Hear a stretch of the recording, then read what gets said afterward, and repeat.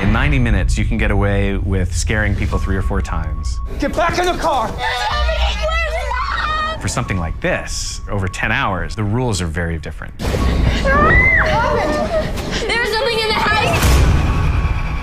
I want to build a sense of tension and to sustain it as long as possible. All the way through, I want to see you guys scared this entire time, okay? Horror has been changing. It got to a point where the genre was content just to startle people. Now we're seeing audiences are much more sophisticated. In our show, I wanted to go back to when horror was actually about something much more profound than just being afraid. One of the things that I believe is that our lives are full of ghosts. I think they take a lot of forms, and they can be regrets and memories and shame and grief and guilt and all sorts of things. For an audience, it's about forcing them to look at things that are uncomfortable in the safe space that the genre creates.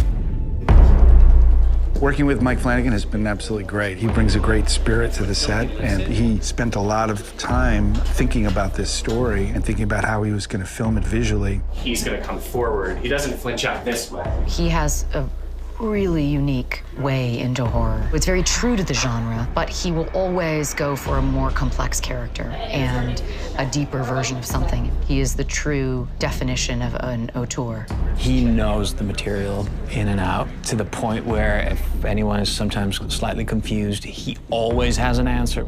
The way you move the camera and what you show and what you don't show is the fundamental notion that what you don't see is scarier than what you do. Mike envisioned that from day one. He did this by framing carefully, by planning what kind of camera moves, show us what when.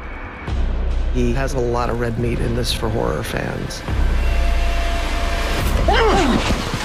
I have to tell you something. Your mother, she was not sick, she wasn't crazy, and neither are you. I hope audiences will absolutely embrace a truly complex human story that happens to be wrapped in the skin of horror. You know what I'm talking about. Don't pretend that you don't.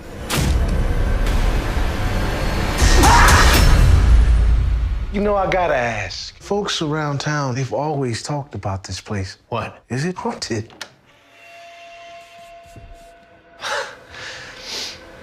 You know.